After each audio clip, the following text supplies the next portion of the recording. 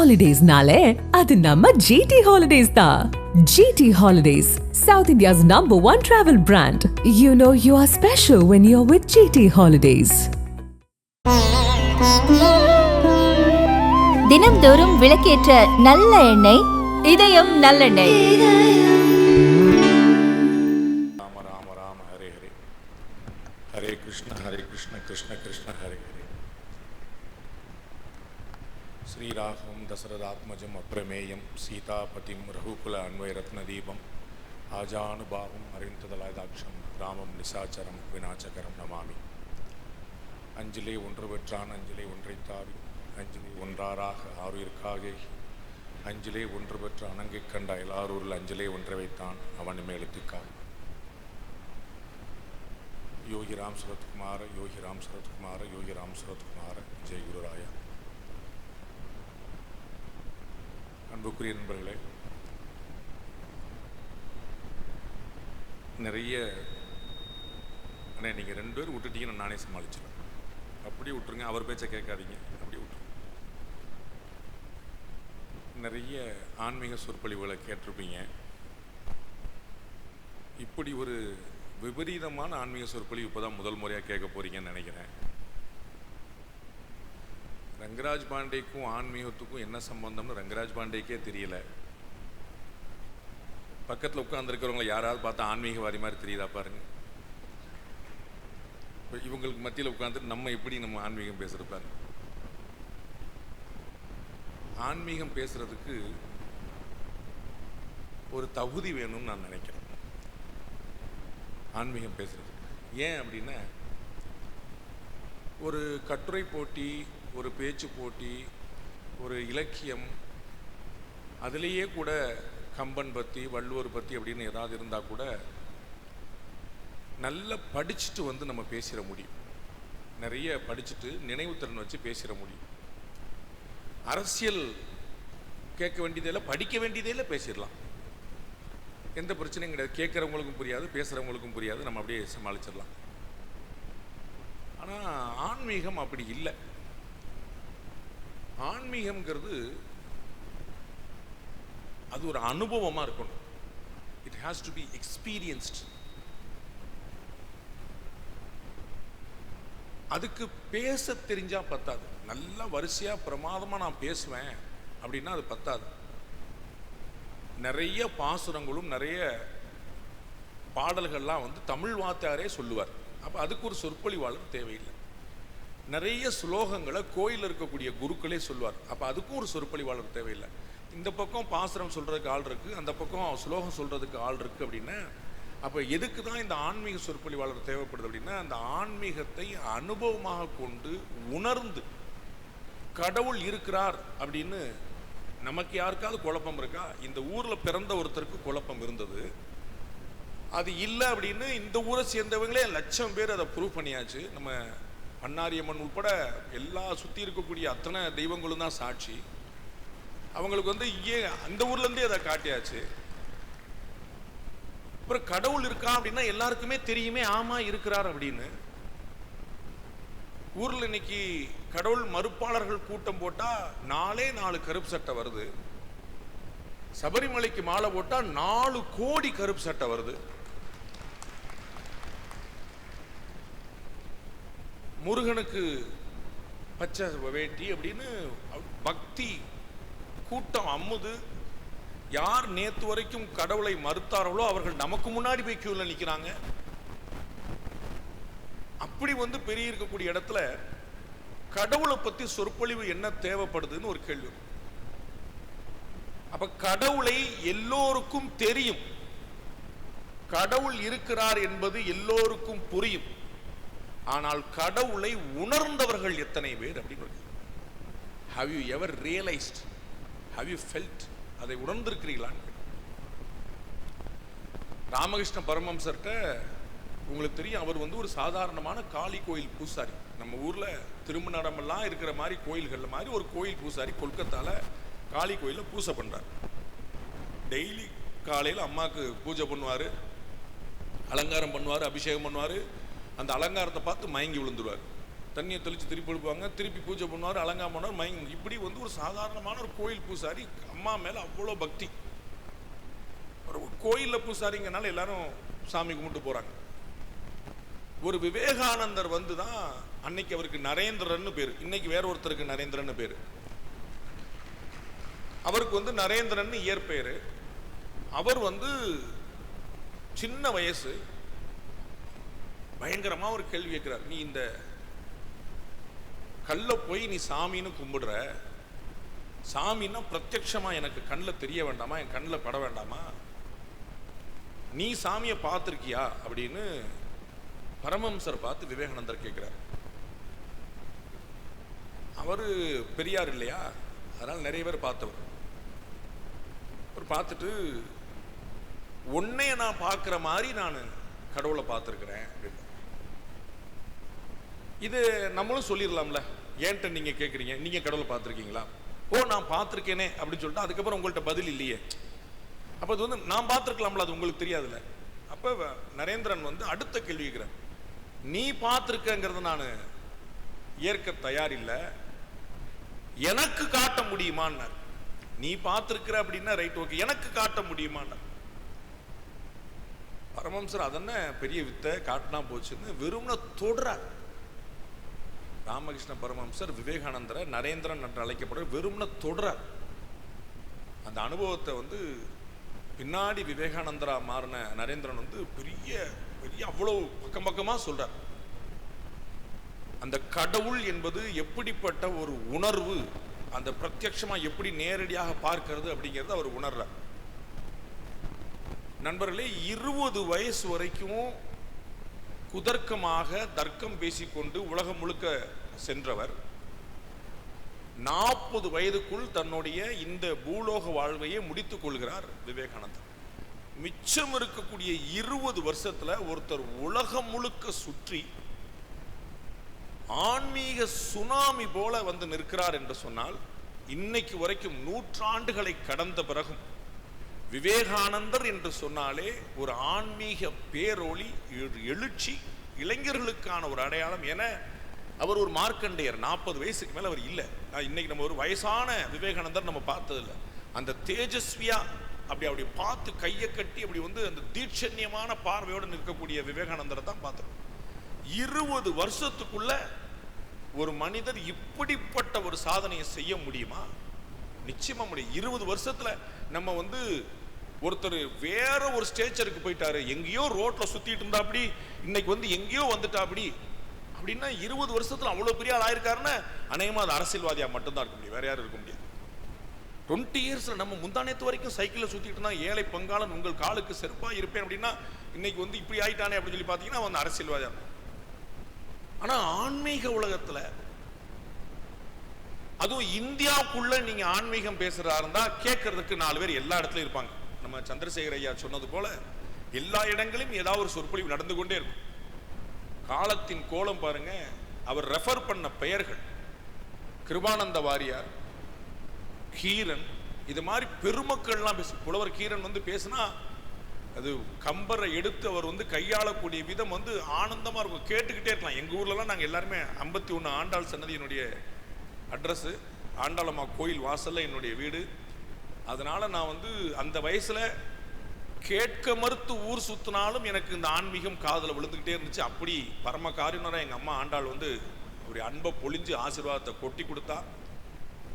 அதனால இது மாதிரி பெருமக்கள் மத்தியிலையும் உங்களை போன்ற பெருமக்கள் முன்னாடி உட்கார்ந்து பேசக்கூடிய வாய்ப்பு எங்க ஆண்டாளம்மா போட்ட பிச்சை, பெரும் கருணை.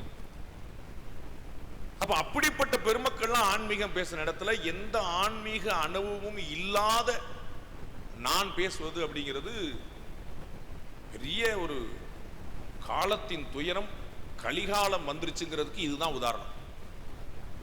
நம்ம கலியில தான் இருக்கிறோம் அப்படின்னா ரங்கராஜ் பாண்டே ஆன்மீகம் பேசுவார் அப்படின்னா அதான் கலிகாலம். ஆனா என்ன பிரச்சனை, தமிழ்நாட்டு மக்களுக்கு தகுதி இல்லாதவர்களுக்கு கொடுத்து கொடுத்து பழகிருச்சு தகுதியான விஷயங்களை. தகுதி இல்லாதவர்களுக்கு தகுதியான விஷயங்களை கொடுத்து தமிழக மக்களுக்கு பழகிருச்சு. அவர்கள் வாங்கி வந்த வரம் அப்படி இருந்தாலும் இந்த மாதிரியான எந்த சந்தர்ப்பத்தையும் தவற விடக்கூடாது அப்படின்னு எங்களுக்கு பெரியவங்க சொல்லியிருக்கிறாங்க.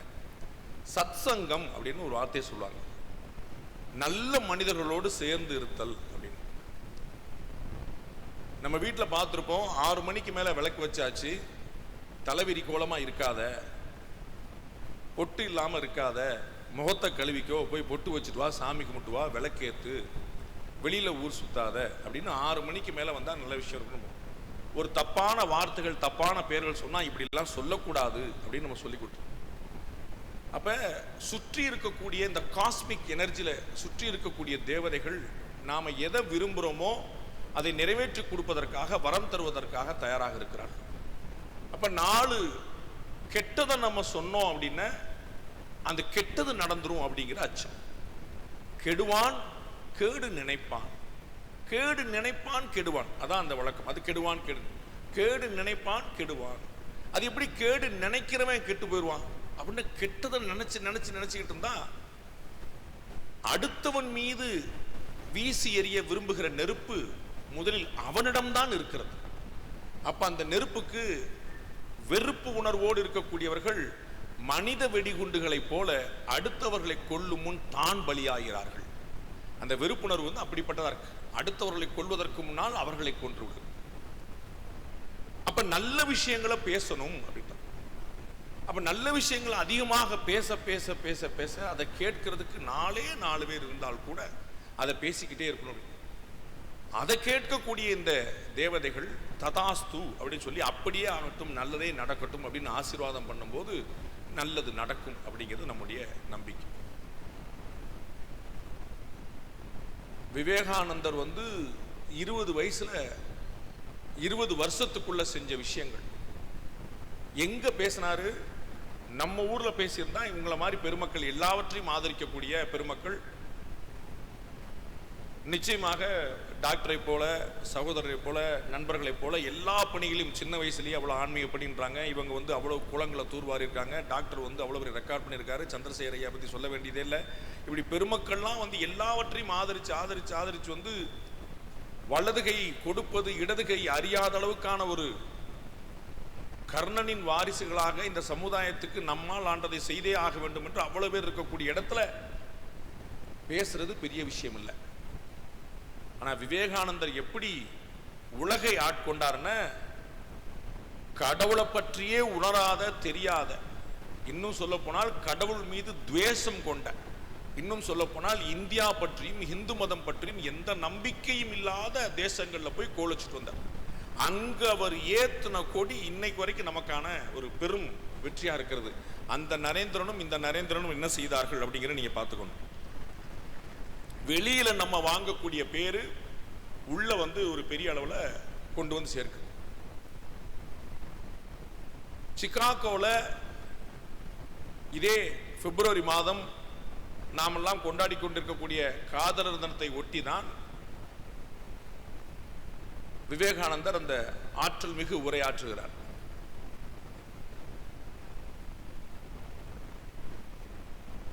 அமெரிக்க சகோதர சகோதரிகளே அப்படின்னு, brothers and sisters of America அப்படின்னு சொன்ன போது அந்த அரங்கம் எழுந்து நின்று 5 நிமிடத்துக்கு மேல் கைதட்டியது நம்ம எல்லாம் சின்ன வயசுலேயே படிச்சிருக்கோம். அதெல்லாம் நமக்கு தெரியும். இன்னொரு தெரியாத விஷயம் ஒன்று இருக்கிறது. அந்த சர்வ சமய மாநாட்டில் 200-300 பேச்சாளர்கள் இருந்தார்கள். அவர் ஒற்றை பேச்சாளர் அல்ல. இந்த இதே brothers and sisters of America என்று சொல்லி ஆரம்பித்த கிட்டத்தட்ட 20வது 30வது பேச்சாளர் விவேகானந்தர். He was not the first person. நமக்கு பாடங்கள்ல எப்படி சொல்லி கொடுத்தாங்க, எல்லாரும் லேடிஸ் அண்ட் ஜென்டில்மேன் என்று சொல்லும் போது விவேகானந்தர் தான் வந்து brothers and sisters of America என்று சொன்னார். அப்படி இல்லை, பிரதர்ஸ் அண்ட் சிஸ்டர்ஸ் சொன்னாரு, லேடிஸ் அண்ட் ஜென்டில்மேன் நிறைய பேர் சொன்னாங்க. ஆனால் பிரதர்ஸ் அண்ட் சிஸ்டர்ஸ் ஆஃப் அமெரிக்கான்னு சொன்ன முதல் நபர் விவேகானந்தர் அல்ல. ஆனால் அவர்கள்ட்ட மற்றவங்க எல்லாம் முன்னாடி, இதுக்கு முன்னாடி 20 பேர் பேசும்போது வெறுமனை காது கொடுத்து கேட்டுக்கொண்டிருந்தவர்கள் விவேகானந்தர் பேசின போது எழுந்து நின்று கைதட்டினார்கள். என்றால் என்ன காரணம் என்றால், அதுதான் அந்த அனுபவம். அந்த சகோதர சகோதரிகளே அந்த வார்த்தையிலிருந்து வரும்போது எதிர நிற்கிறவன் என்னுடைய சகோதரன்கிற அந்த கரண்ட் பாஸ் ஆச்சவங்களாம், என்னுடைய பிரதர் நிற்கிறான்டா அப்படின்னு சொல்லிட்டு அவர்கள் வந்து உணர்ச்சி முகம் எந்திரிச்சு கைதட்டான். மற்றவரெல்லாம் சகோதர சகோதரி என்பதை வார்த்தையாக சொன்னார். விவேகானந்தர் உணர்வு பூர்வமாக சொன்னார். அந்த அனுபவம் தான் ஆன்மீகமாக இருக்கிறது. அப்ப இந்த ஆன்மீகம் அப்படிங்கிறது ஒரு பேச்சல்ல, ஒரு செயல் அல்ல, ஒரு சேவையும் அல்ல, தனி மனிதர்களுடைய விஷயம். ஹிந்து மதத்திற்கும் மற்ற மதங்களுக்குமான ஒரு முக்கியமான வேறுபாடு நண்பர்களே, ஹிந்து மதத்துல கூட்டு வழிபாட்டு முறை கிடையாது. ஹிந்து மதத்துல கூட்டு வழிபாட்டு முறை கிடையாது. திருவிழாக்கள் உண்டு, வழிபாடு தனி. திருவிழாக்கள் உண்டு, வழிபாடு தனி. அவனவனுடைய பாவம், அவனவனுடைய புண்ணியம் அவனுக்கு. கூட்டு பிரார்த்தனை என்பது கிடையாது. அவனவனுடைய புண்ணியம் அவனவனுக்கு. இஸ்லாத்திலும் கிறிஸ்தவத்திலும் இந்த கூட்டு வழிபாட்டு முறை உண்டு. ஏன் நீங்க கூட்டு வழிபாடு இல்ல, ஏன் தனிநபர்கள் தான் வழிபடணும் அப்படின்னா, தத்தம் கர்மமே கட்டளைக்கல் அப்படின்னு வள்ளுவர் சொல்லுகிறார். பெருமைக்கும் ஏனை சிறுமைக்கும் தத்தம் கர்மமே கட்டளைக்கல். ஒருவனுடைய நல்லதுக்கும் பொல்லதுக்கும் அவன்தான் காரணமாக இருக்க முடியும், இன்னொருத்தர்கிட்ட வாங்கி நிற்க முடியாது. அப்ப ஆன்மீகம் என்பது ஒவ்வொருத்தருக்குமானது. ஹிரண்யகசிபு ஒரு மிகப்பெரிய ராட்சசன், ராட்சச ராஜா. அவனுடைய பிள்ளை என்னவா இருக்கான்? பிரகலாதனா பிறக்கிறான். பிரகலாதனுடைய பிள்ளை யாருக்கா தெரியுமா? அப்ப ராட்சசனுடைய பிள்ளை பக்திமானா பிறப்பானா, பக்திமானுடைய பிள்ளை இன்னொரு ராஜாவா பிறப்பானா தெரியாது. தசரதனுடைய பிள்ளை சக்கரவர்த்தி திருமணான ராமனாக வந்தான். ராமனுடைய பிள்ளை அப்படிப்பட்ட ஒரு சக்கரவர்த்தி திருமணம் தான் இல்ல. அப்ப ஒவ்வொன்றும் தனி தனி தனி.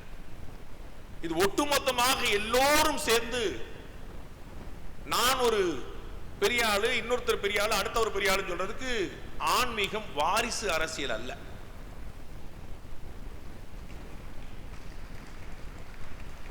எங்க தாத்தா, எங்க அப்பா, எங்க அண்ணா இது மாதிரியான விஷயங்கள்ல சேர்ந்து வரக்கூடிய விஷயம் அல்ல. ஆன்மீகம் அவரவர் சம்பாத்தியம். இன்னொருத்தர் சம்பாதிச்சு கூட செய்ய முடியாது. புண்ணியமாவது வந்துரும், பாவம் விட்டு போகாது. அது அவரவர் சம்பாதிச்சதான்.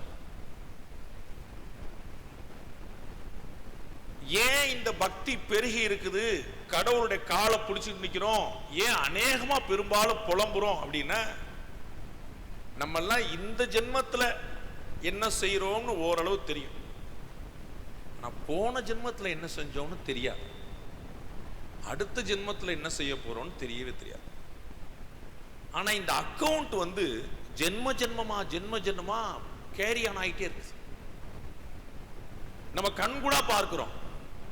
10 பைசாக்கு பிரயோஜனம் இல்லாத தகுதியற்றவர்கள் எவ்வளவோ பெரிய உயரம் தொடுகிறார்கள். பெரும் புண்ணியம் செய்து நல்ல மனிதராக இருந்து அடுத்தவருக்கு நல்லது செய்வதை தன்னுடைய வாழ்க்கையின் தேவையாக சேவையாக கருதி செய்வர்கள் யாராலும் மதிக்கப்படாத மனிதர்களாக இருக்கிறார். இது எப்படி நடக்குது? 7 வயசு 8 வயசு குழந்தைக்கு ஹார்ட் ஆபரேஷன். எந்த கெட்ட பழக்கமும் இல்லாத டீ டோட்டலருக்கு கேன்சர் என்றான். எவ்வளவு குழப்பம் வந்துருது, எவ்வளவு குழப்பம். என்ன நடக்குது? அப்ப நம்மளால இதை புரிந்து கொள்ள முடியல. இது என்ன நடக்குதுன்னு புரிந்து இப்படி புரிந்து கொள்ள முடியாத விஷயங்களுக்கெல்லாம், இந்த விடை தெரியாத வினாக்களுக்கெல்லாம் பதில் சொல்லக்கூடியதான் ஆன்மீகம் இருக்கு. அதுவுமே சொன்னால் புரிந்து விடாது. சொன்னால் புரிஞ்சிரும் அப்படின்னா உலகத்தில் இருக்கக்கூடிய அத்தனை பேரும் புத்திமானா இருப்பான், பக்திமானா இருப்பான். பகவத்கீதைக்கு பிறகு ஒரு புத்தகம் வேணுமா? குழந்தை எவ்வளவு அழகா சொல்லுச்சு. பகவத்கீதைக்கு பிறகு ஒரு புத்தகம் வேணுமா? என்னை சரணடை, மற்றதெல்லாம் மற, நான் பார்த்துக் கொள்கிறேன். சொன்னது யாரு? சாட்சாத் கிருஷ்ண பரமாத்மா. கண்ணன் என்னும் கரும் தெய்வம். அவரே சொன்ன பிறகு அத்தனை அத்தனை பேரும் அவர் காலில் விழுந்து கிடந்திருக்கணுமா இல்லையா? இந்த உலகம் எப்படிப்பட்ட விஷயமாக ஒரு ஆன்மீக பக்தி இயக்கமாக திரும்பின இடமெல்லாம் இஸ்கான் போல கிருஷ்ண பக்தி இயக்கமாக மாறி இருக்கணுமா இல்லையா? கண்ணனை பார்த்து கற்றுக்கொண்டவர்களை விட கம்சனை பார்த்து கற்றுக்கொண்டவர்கள் தான் அதிகம். நமக்கு எப்பயுமே வில்லனை தான் பிடிக்கும், கதாநாயகன் வேலை போர் அடிக்கும். அதனால இப்ப சினிமாலேயே என்ன பண்ணிட்டாங்க, வில்லனையே ஹீரோ ஆக்கிட்டாங்க. இவன் சல்லி பையனா இருப்பான், ரோட்ல சுத்திட்டு இருப்பான், முழுசா படிக்க மாட்டான், போற வர பெண்களை கேலி பண்ணுவான். கேலி பண்ணி நான் டெய்லி உன்னைய பாக்குறேன்னு என்னை லவ் பண்ண மாட்டியா அப்படிமா, ஆண்களை இழிவுபடுத்துறியான்னு திடீர்னு பேசிடுவான். அவனை லவ் பண்ணணும் அப்படிமா, அந்த பொண்ணு கவர்னருடைய பொண்ணா இருக்கும், கவர்னருடைய பொண்ணுக்கும் ரோட்ல போற ஒரு பையனுக்கும் காதல், இதுதான் தெய்வீக காதல்னு தெய்வத்தை வேற சேர்ந்து அசிங்கப்படுத்துவான். அதை இடையில யார் யாரெல்லாம் சண்டைக்கு வந்தா அவன் அத்தனை பேரும் வில்லன்னுவான். பாலியல் வன்புணர்ச்சி காட்சியோ கொலையோ கொள்ளையோ 2 மணி நேரம் காட்டிட்டு 120வது நிமிஷத்துல அவன் திருந்துற மாதிரி காட்டிடுறான். 119 நிமிஷம் வன்முறையை பார்த்த நமக்கு 120வது நிமிஷம் திருந்தது தெரியுமா, 119 நிமிஷம் வன்முறை தெரியுமா? சினிமா எப்படிப்பட்ட ஆயுதம்னு பார்க்கணும். ஏன் ஆன்மீக சொற்பொழிவுகள் எடுபடுவதில்லை? திரை பெரிய தாக்கத்தை ஏற்படுத்துது, சைக்காலஜிக்கலா யோசிக்கணும். திரையுலகம் பெரிய தாக்கத்தை ஏற்படுத்துதா இல்லையா? இன்னைக்கு கட்சி ஆரம்பிச்சு நாளைக்கு முதலமைச்சர் ஆகணும்னு ஆசைப்படுறாங்களா இல்லையா? எப்படி எப்படி அவர் ஆயிட்டு போறாரு. இறைவனுடைய கருணை தான், நம்ம என்ன செய்ய முடியும்? யாரும் தடுக்க முடியாது. அது இறைவன் அவருக்கு என்ன விதிச்சிருக்காங்கிறது அது வேற விஷயம். நம்ம அதுக்கு கவலை இல்லை. நம்ம நான் சொல்ல வருது அவர் அல்ல, எப்படி அந்த நம்பிக்கை வருகிறது. ஏனென்றால் இந்த ஆன்மீக மேடையும் ஆன்மீகம் கேட்க வந்த கூட்டமும் வெளிச்சத்தில் இருக்கிறது. தியேட்டர்ல போய் பாருங்க, பக்கத்துல உட்கார்ந்திருக்க ஆள் கூட தெரியாது. நாம ஒரு பொய் சொல்லிட்டு சினிமாவுக்கு வந்திருப்போம், நம்ம பையன் ஒரு பொய் சொல்லிட்டு சினிமாவுக்கு வந்திருப்பான். அவன் பார்த்துருவான் நம்ம பார்த்துருவான் அவனோட. 2 பேரும் அண்டர்ஸ்டாண்டிங்ல வந்து சரி அம்மாக்கு தெரியாம பார்த்துக்கொள்ளும்.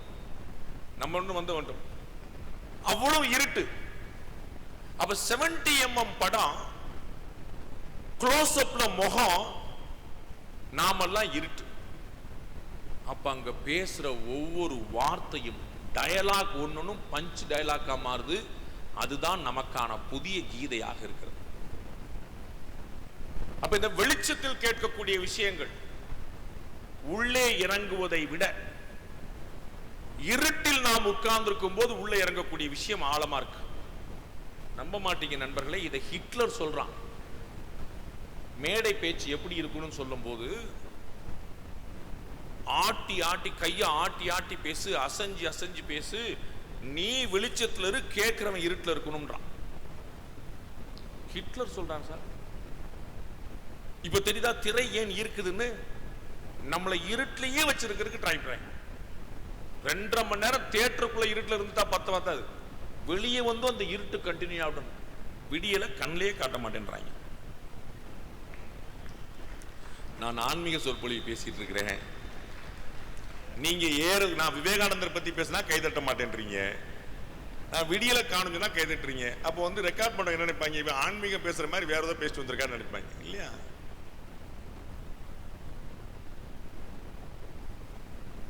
அப்ப ரிசீவ் பண்றதுக்கு ஒரு கீதை வந்த பிறகு, அதை கண்ணனே சொன்ன பிறகு வேறொன்று தேவைப்பட்டிருக்க கூடாது. ஆனால் நம் கண்ணனை பார்த்ததை விட கம்சனை பார்த்தோம். அதனால்தான் கீதைக்கு பிறகும் 1008 புத்தகங்கள், கண்ணனுக்கு பிறகும் 150 அவதாரங்கள், குருமார்கள், ஆர்வாள்கள், நாயன்மார்கள் அப்படின்னு வந்து வந்து வந்து டெய்லி இன்னைக்கு சாயந்தரம் வரைக்கும் ஒரு புது சாமியார் உருவாகிற வரைக்கும் நமக்கு வந்து யாராவது ஒருத்தர் வேப்பில அடிச்சாதான் நமக்கு வந்து உள்ள வருது. இல்லாட்டி 1/2 மணி நேரம் மனம் ஒரு குரங்குன்றான், 10 நிமிஷத்துல டபக்குன்னு எஸ்கேப் ஆயி. சினிமா பார்த்துட்டு வந்தா அதனுடைய தாக்கம் பயங்கரமா இருக்கு. கோயிலுக்கு போயிட்டு செருப்பை மாட்டும் போது மாப்பிள்ள அவனை விடக்கூடாத ராஸ்கல் அப்படின்னு கிளம்புறான். கோயில்ல உனக்கு என்ன கிடைச்சது? சாமி இன்னைக்கு எப்படியாவது அவனை போட்டுறணும், போலீஸ் என்னை பிடிக்காம பார்த்துக்கோ அப்படி சொல்லுவாங்க. ஆன்மீகம் என்பது என்ன தரணும்? அது இல்ல. கடவுளை ஒரு பிசினஸ் பார்ட்னரா மாத்திட்டோம். எனக்கு இவ்வளவு செய், உனக்கு இவ்வளவு. கமிஷன் ஏஜெண்டா மாத்தியாச்சு கடவுளை. திருப்பதிக்கு நேர்ந்திருக்கேன், என்ன என் பையன் எப்படியாவது பாஸ் பண்ணிட்டு தப்பிச்சிட்டான்னு அவனுக்கு ஒரு மொட்டை போடுறேன், அவங்க அப்பாவுக்கு ஒரு மொட்டை போடுறேன். இவன் படிச்சு பாஸ் பண்றதுக்கு அவரு. அது நம்ம ஊர் கோயிலெல்லாம் கேட்க வேண்டாம், அந்த சாமியை மட்டும் விட்டு சுத்தி பூரா இவனுடைய எக்ஸாமினேஷன் ஹால் டிக்கெட் நம்பர் பூரா எழுதிடுவான். சாமிக்கு ஹால் டிக்கெட் நம்பர் தெரியாம போயிருச்சுன்னு அதை முன்னாடி வேற ஒருத்தர் எழுதுவான், அதை டபுளா வேற எழுதுவான். இந்த பக்கம் திரும்பி பார்த்தாருன்னா இந்த நம்பர் திட்டு, இந்த பக்கம் திரும்பி பார்த்தாருன்னா என் நம்பர் திட்டு, ரெண்டு பக்கம் எழுதிச்சு. ஹால் டிக்கெட் நம்பரால உட்கார்ந்துருப்பார் சாமி. பரீட்சைக்கு காலையில போய் பூஜை பண்ணி எப்படியாவது சாமி அவனுக்கு வந்து ஞாபகம் வச்சிரு, காப்பாத்து. அப்போ ஒரு பிசினஸ் பார்ட்னர் மாதிரி நம்ம வந்து சாமியை கண்டுபிடி. ஆன்மீகம் அப்படிப்பட்டதா, கடவுள் அப்படிப்பட்டவரான்னு யோசிக்கணும். அதை யோசிக்கிறதுக்கு நாம யாரும் சொல்லித்தரல. யோசிக்கிறதுக்கு நமக்கு யாருக்கும் பொறுமை இல்லை. நண்பர்களே, எங்கே நீங்கள் பொறுமை இழக்கிறீர்களோ அங்கே உங்களை எல்லா ஆபத்துகளும் சூழும். எங்கே நீங்கள் பொறுமை இழக்கிறீர்களோ அங்கே எல்லா ஆபத்துகளும் சூழும். அதனால தான் நான் பலமுறை சொல்லியிருக்கேன், ஆன்மீக மேடையா இருந்தாலும் அதை சொல்லிடுறேன். திரு ஜி.கே. வாசன் போன்ற அரசியல் தலைவர்கள் வெல்ல மாட்டார்கள், இந்த காலத்துக்கு ஆக மாட்டார்கள் என்று நாம் நினைப்பதுதான் இந்த காலத்துடைய கொடுமை. நல்லவன் ஒருத்தன் இருக்கிறான், நாம அவனுக்கு துணை நிற்கணும் அப்படின்னு இல்லாம பாவம் நல்ல மனுஷன் அப்படின்னு நல்ல மனுஷனா இருக்கிறதே ஒரு பாவமாக்கி விட்டாச்சு. பாவம் நல்ல மனுஷன், அவர் பாவம். அப்ப இங்க வல்லவர்களாக, ஐயோ பயங்கரம், அவர் அடிச்சு எப்படி எதிரில யாரை விட மாட்டார். வெள்ளத்தனைய மலர் நீட்டம் மாந்தர்தம் உள்ளத்தனையது உயர்வு அப்படின்னு. ஒருவேளை அரசியலோ ஆன்மீகமோ நீதித்துறையோ கல்வித்துறையோ உலகத்தில் இருக்கக்கூடிய அத்தனை துறைகளும் கெட்டு இருக்கிறது என்று நீங்கள் நினைத்தால் அதற்கு நாம் தான் காரணம் என்பதை முதலில் உணருங்கள். அவர்கள் யாரும் மேலிருந்து குதித்தவர்கள் அல்ல, நம்மிலிருந்து வந்தவர்கள், நம்மகிட்ட இருந்தா வந்திருக்கிறாங்கன்னு புரிஞ்சு. அப்ப நல்ல மனிதர்கள் இருக்கணும் அப்படின்னு நினைச்சா நாம நல்ல மனிதர்களா இருக்கணும். நல்ல மனிதர்களை ஆதரிக்கணும். நல்ல மனிதர்கள் உங்களிடம் எதிர்பார்ப்பது பச்சாதாபம் அல்ல, பரிதாபம் அல்ல, ஆதரவு அல்ல. நீங்கள் கூட நிற்க வேண்டும்.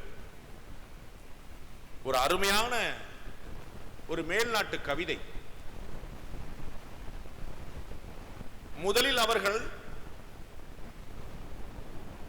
XYZ யாரோ ஒரு 3 பேர் வச்சுக்கோங்க. முதலில் அவர்கள் அவர்களை கொல்ல வந்தார்கள். நான் அவர்களில் ஒருவன் அல்ல, அமைதியாக இருந்தேன். அடுத்ததாக அவர்கள் அவனை கொல்ல வந்தார்கள். அவன் என் உறவினன் அல்ல, நான் குரல் கொடுக்கவில்லை. மூன்றாவதாக அவர்கள் அடுத்தவனை கொல்ல வந்தார்கள். அவனும் எனக்கு வேண்டப்பட்டவன் அல்ல, நான் குரல் கொடுக்கவில்லை. கடைசியாக அவர்கள் என்னை கொல்ல வந்தார்கள், எனக்காக குரல் கொடுக்க யாரும் இல்லை. யாரோ 4 பேரை கொல்லும் போது நமக்கு எதுக்கு வம்பு, நமக்கு எதுக்கு வம்பு, நமக்கு எதுக்கு வம்புன்னு உட்கார்ந்துட்டு இருந்த போது அவனை தேடி சிலர் வந்தார்கள். நமக்கு எதுக்கு வம்புன்னு மற்றவங்க தான் ஏற்கனவே இருந்த 4 பேரும் போயிட்டான். அப்ப ஆன்மீகமோ அரசியலோ சமூகமோ எதுவாக இருந்தாலும் பங்களிப்பு முக்கியம், கான்ட்ரிபியூஷன் முக்கியம். நமக்கென்ன என்று இருப்பதல்ல, நாம் கூட வந்து நிக்கணும். முதல்ல வந்து நிக்கணும். யாராவது ஒரு இடத்துல ஏதாவது ஒரு இடத்துல ஒரு தப்பு நடந்தா 4 பேர் தட்டி கேட்பாங்கிற என்ன வரும். அடிச்சு போட்டா கேட்க நாதி இல்ல, நம்ம மாட்டு குடிச்சு போட்டு சண்டை போடலாம் அப்படின்னு சொல்லிட்டு போனா டெய்லி 4 குடிச்சிட்டு போட்டுப்பான். குடிக்கிறதுக்கு காசு கொடுக்கலன்னு அம்மாவை கொன்ன எவ்வளவு செய்திகள் பார்த்துருக்கீங்க. குடிக்கிறதுக்கு காசு கொடுக்கல, அம்மாவை கொன்னுட்டான். ஒரு 120 ரூபாய் குவார்டர் விலை பெத்த தாயா. அது என்னன்னு அந்த அம்மாட்ட அந்த பையன் டெய்லி சண்டை போட்டான். நாம அந்த பக்கம் எட்டி பார்க்கவே இல்லை. அவன் குடிகாரன், அப்படித்தான் சண்டை போடான்னு விட்டோம். ஒரு நாள் தலையில தூக்கி கல்ல போட்டா அந்த அம்மா இறந்துச்சு. அடடா குடியார இன்னைக்கு கொண்டாடுச்சு. சமூகத்தில் இருக்கக்கூடிய யாராவது 4 பேர் அவன் சண்டை போட்டுட்டு இருக்கும்போது ஓங்கி பலா நிறைஞ்சிட்டு ராஸ்கல் குடிச்சு போட்டு இந்த திருப்பக்கு வந்தா தொலைச்சிரு அப்படின்னு சொன்னாங்கன்னா அவன் அஞ்சுவான். அந்த கல்ல தூக்கி நம்ம தலையில போட்டுருவானோ அப்படின்னு நினைச்சா நான் முதல்ல சொன்ன கவிதை. நாம பங்களிக்க வேண்டிய கடமை இருக்கு. அது ஆன்மீகத்துக்கும் சரி அரசியலுக்கும் சரி எல்லாம் கான்ட்ரிபியூட். யோசிச்சு பாருங்க, நல்லா சிந்திக்கிறவங்க, நல்லா படிச்சவங்க, யாருக்கு டவுட் வருதுன்றீங்க கடவுள் பத்தி? கடவுள் பத்தி யார் கேள்வி கேட்கிறான்றீங்க? கடவுள் இருக்கிறாரா அப்படின்னு யார் கேள்வி கேட்கிறான்றீங்க? படிச்சவன் தான் கேட்கிறான், படிக்காதவன் நம்புறான். எங்க பெரியப்பா சொல்லியிருக்காரு, எங்க அப்பா சொல்லியிருக்காரு, எங்க தாத்தா சொல்லியிருக்காரு, அவங்க எல்லாம் பெரிய மனுஷங்க சொன்னா கடவுள் இருக்கும் போலன்னு பேசாம நம்புறான். இந்த படிச்சவன் 100 கேள்வி கேட்கிறான். ஆமா நீ பாத்தியாக்கும், கமலஹாசன் கடவுளை நம்பவே இல்லை, அவர் பாரு எம்பி ஆயிட்டாரு டிஎம்கே புண்ணியத்துல. டிஎம்கே கடவுளை நம்பவே இல்லை, அவங்க பாருங்க 3 தலைமுறை அவங்க சிஎம்ஆருக்கு ரெடி ஆகிட்டு இருக்காங்க. அப்ப கடவுளை நம்பினர், கடவுள் இருக்கிறாரா? யார் கேட்கிறா? இவ்வளவு குதர்க்கமான விஷயங்களை யார் கேட்கிறா? அப்ப நம்ம சொல்லலாம்ல, எப்ப கடவுளை நம்பாத ஸ்டாலின் முதலமைச்சர் ஆயிட்டாரு, கடவுளை நம்பின மோடி பிரதமராகவே ஆயிட்டாரு, அப்படி யோசிக்கலாம். உங்களுக்கு புரியுங்களா? நம்ம சொல்றது இல்ல, கேட்கறது இல்ல, பாக்குறது இல்ல. அப்ப படிக்காதவன் நம்புறான், படிக்கிறவன் கேள்விக்கிறான். உங்களுக்கு தெரிஞ்சிருக்கும் அந்த ஒரு கதை. இது போன்ற ஏரியால செக்கு ஆட்டிட்டு இருக்கிறாரு ஒரு பெரியவர், மாடை வச்சு பழைய முறைப்படி செக் ஆட்டிட்டு இருக்காரு. அது அந்த காலம்.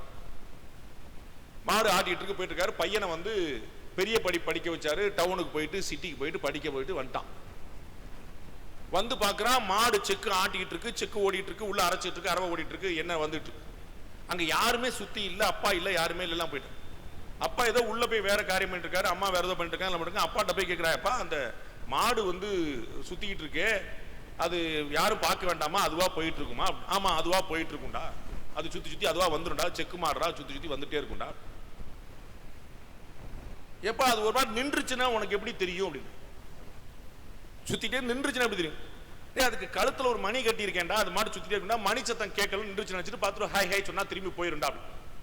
நம்மால் படிச்சவன் பாருங்க, அப்பா அது நின்ன இடத்துல இருந்தே கழுத்தை மட்டும் ஆட்டுச்சுன்னா உங்களுக்கு எப்படி தெரியும்? மாடு ஓடாம நின்னுட்டு, அது தாண்டா மகனே அந்த மாட்டை நான் எம்ஏ படிக்க வைக்கலன்னாரு. மாடு சுத்திக்கிட்டே இருக்கு பேசாம, இவன் எம்ஏ படிச்சு மாட்டுக்காக ரொம்ப கோலப்பட்டிருக்கான், நம்ம ஏன் நின்னுக்கிட்டே மண்டை ஆட்டக்கூடாது? அப்ப இந்த கேள்வி போல யாருக்கு வருது பாருங்க, படிச்சவனுக்கு மட்டும்தான் வருது. அப்ப இங்க ஒரு கோயில் கட்டி வச்சிருக்கிறாங்க, ஏற்கனவே இருக்கக்கூடிய பழைய கோவில். இரு தேவியர்கள் துணை நிற்க பூமி நீலா சமேத வரதராஜ பெருமாள் கோவில். பழைய கோயில் பின்னாடி எடுத்து 700-800 வருஷம் நம்புறாங்க. கிருஷ்ணதேவராயர் வரைக்கும் அதை எடுப்பிச்சாருன்றாங்க. அதற்கு பிறகு 2 தலைமுறையா அங்க ட்ரை பண்ணி பண்றாங்க. அப்ப நமக்கு ஒரு டவுட் வரும், இந்த மாதிரி புது புது கோயிலா நிறைய முளைக்குது, இதெல்லாம் தான் நம்ம போகணுமா? நமக்கு தான் பழைய ஏகப்பட்ட கோயில்கள்லாம் நமக்கு இருக்குது, அங்கேயே நம்ம போய்க்கலாம்ல. நம்முடைய காலேஜ் வாசல்லையே பிள்ளையார் கோயில் இருக்கு, வீட்டிலேயே சாமி படம் இருக்குது. கோயிலுக்கு போனா தான் உண்டா? அது இந்த கோயிலுக்கு போனா தான் உண்டா? புது புது கோயிலுக்கெல்லாம் போகணுமா? ஏற்கனவே இருக்கிற கோயிலுக்கு போது இந்த கோயில கூட்டமே கிடையாது, அங்க போனா பத்தாதா? இவ்வளவு கேள்வி நமக்கு தான். அப்ப கொஞ்சம் சில விஷயங்களை யோசிச்சா நமக்கு புரியும். முதல்ல கடவுள், இந்த நம்பிக்கை, இந்த ஆன்மீகம், இது பிலீஃப் சிஸ்டத்துல ஆரம்பிக்குது. ஃபேக்ட்டுக்கும் ட்ரூத்துக்கும் ஒரு டிஃபரன்ஸ் இருக்குன்றான். ஃபேக்ட்டுக்கும் ட்ரூத்துக்கும் ஒரு டிஃபரன்ஸ் இருக்குன்றான். ஃபேக்ட் என்பது கண் முன்னால் நிரூபிக்கப்பட்டால் மட்டும்தான் ஏற்கப்படும். ட்ரூத் என்பது நிரூபிக்க முடியாததல்ல, நிரூபிக்க முடியாவிட்டாலும் ஏற்கப்படும், நிரூபிக்க முடியாட்டாலும் ஏற்கப்படும். அதுதான் ட்ரூத். தத்துவம் எப்படி கேட்பாங்க? கடவுளை நீ பார்த்திருக்கியா? என்கிட்ட ஒரு நண்பர் வச்சார், எங்களுடைய கடவுள்கள்லாம் எப்ப வந்தார்கள்னு தெரியும், உங்களுடைய கடவுள் எப்ப வந்தாருன்னு பர்த் சர்டிபிகேட் இருக்குதா? நீ கேட்டா நீ எதுக்கு இருந்தா 2000 வருஷம்ன்ற 3000 வருஷம்ன்ற எதை கேட்டாலும் நாங்க வந்து யார் தெரியுமா அவ்வளோன்ற ஏதாவது கணக்கு இருக்கா, அதை ப்ரூஃப் இருக்கா? நான் ரொம்ப எளிமையா கேட்டேன். ஒன்றும் பிரச்சனை இல்லப்பா, உன்னுடைய டேட் ஆஃப் பர்த் சொல்லுன்னு சொன்னான். உங்க அப்பா டேட் ஆஃப் பர்த் சொல்லுன்னா வருஷம் சொன்னான். உங்க தாத்தா டேட் ஆஃப் பர்த் சொல்லு அப்படின்னா இல்ல 47க்கு முன்னாடியே பிறந்தாருன்னு சொன்னாங்க. எனக்கு தெரியல. சரி, உங்க தாத்தாவுடைய டேட் ஆஃப் பர்த் சொல்லுன்னு. என்னை கேலி பண்றியான்னா, டேய் உங்க தாத்தாவுடைய தாத்தாவுக்கு தாத்தாடா எங்க கடவுள் அப்படின்னு. உங்களுக்கு புரியுதுங்களா? நமக்கு என்ன அப்படின்னா பதில் சொல்ல தெரியாமனாலேயே பதில் இல்லைன்னு நினைச்சிடறோம். நமக்கு பதில் சொல்ல தெரியல, அப்ப பதில் இல்லைன்னு நினைச்சிடறோம். பதில் இல்லைங்கிறதுனால உங்க ஒவ்வொருத்தர் வீட்லயும் என்ன நடக்குது, 50 வயதுக்கு கீழே இருக்கக்கூடிய ஒவ்வொருத்தர் வீட்டில் என்ன நடக்குது, குழந்தைகள் கடவுள் நம்பிக்கையை ஒரு சம்பிரதாயமாக, ஒரு சாங்கியமாக, ஒரு கடமைக்காக வைத்திருக்கிறார். விளக்கேத்திற்கு கும்பிடு அப்படின்னா எதுக்கு அப்படின்னு, செருப்பை போட்டு வச்சு விளக்கேத்தலாம் இல்லையாதா? இந்த நம்பிக்கைகள் கேள்வி கேட்கப்படுகின்றன. நாமளும் இந்த நம்பிக்கையில கேள்வி கேட்காமலே ஏத்துக்கிட்டோம். பெரியவங்க பேசும்போது குறுக்க பேசாத அப்படின்னு பெடரில் அடிச்சு ஒழுங்கா கும்பிடுன்றோம். அவனும் பெரியவங்க எல்லாம் சுத்தி நிக்கிறாங்களேங்கிறக்காக கும்பிடுறான். ஆனா அந்த ஆன்மீக உணர்வு உள்ள வருதா அப்படின்னா அதுல ரொம்ப கெட்டுப்போய் இருக்கக்கூடிய வர்க்கம் வந்து இந்த ஆண்கள் வர்க்கம். பெண்கள் வர்க்கம் வந்து பக்தியை தூக்கி பிடிச்சு இன்னைக்கு காப்பாத்திட்டு இருக்கிறதே பெண்கள் மட்டும்தான். இந்தியாவில் பெண்கள் மட்டும் இந்த பக்தியை தூக்கி பிடிக்கலன்னா இந்தியா எவ்வளவு ஆபத்தா போயிருக்கும் நான் இன்னைக்கு வரைக்கும் அஞ்சுறேன். அவர்கள் தான் வந்து உண்மையிலேயே சக்திகள், உண்மையிலேயே தெய்வங்கள். அவங்க காப்பாத்தி காப்பாத்தி அடுத்த தலைமுறைக்கு என்னைக்காவது இந்த ஆண்களை கோயிலுக்கு போக சொன்னாலே சண்டைக்கு வந்துருவான். அப்படி போக சொன்னா தனியா போயிட்டு வந்துருவான். இந்த குழந்தையும் கூட்டு போங்கன்னா இந்த வேலையெல்லாம் என்கிட்ட வச்சுக்கூடாது அப்படி. எந்த தாயும் தன்னுடைய பிள்ளையை விட்டு விட்டு கோவிலுக்கு செல்வதில்லை. எந்த தாயும் தன்னுடைய பிள்ளையை விட்டு விட்டு கோவில் செல்வது. அவதான் அடுத்த தலைமுறைக்கு இந்த ஆன்மீகத்தையே கடத்துறான். அவதான் உண்மையிலேயே பெரும் தெய்வம். அவர்கள் மட்டும் அடுத்த தலைமுறை கடத்தலன்னு எவ்வளவு பெரிய ஆபத்தா போய் நிற்கும் யோசிக்கும். அப்ப இந்த ஆன்மீக நம்பிக்கைக்கு கேள்வி பதில்கள் மூலமாக நிறைய நம்ம புரிய வைக்க வேண்டியது. கடவுள் இந்த சிலையில எப்படி இருப்பாரு அப்படின்னு ஒரு அடிப்படையான கேள்வி. கடவுள் எல்லா இடத்திலும் இருப்பாருன்னு சொல்லுங்க, எனக்கு ஓகே, நானும் நம்பிட்டு போயிடுறேன். எல்லா இடத்திலும் இருக்கக்கூடிய கடவுள் அங்கதான் இருப்பாருன்னு எப்படி சொல்றீங்க? இந்த சிலையில கடவுள் எப்படி வந்துருவாருன்றீங்க? நம்ம மேல யாராவது கால் பட்டுச்சுன்னா தொட்டு கும்பிடுவாங்க, சாரிங்க தெரியாம கால் பட்டுச்சு. பெரியவங்க இருக்கும்போது கால் மேல கால் போட்டு உட்கார மாட்டோம், பெரியவங்க இருக்கிறாங்க. நம்ம வீட்டுல தாத்தாவுடைய கொள்ளு தாத்தாவுடைய போட்டோ வச்சிருப்போம். அந்த போட்டோல யாராவது கால் வச்சா ஒத்துக்கிடுவோமா? அந்த போட்டோல தாத்தா இருக்கிறாரா? அந்த போட்டோ தான் தாத்தாவா? இல்ல இல்ல. அந்த தாத்தா எப்ப ஃப்ரேமுக்குள்ள வந்தாரோ அப்பயே அது தாத்தாவாயிருந்து, போட்டோ கிடையாது.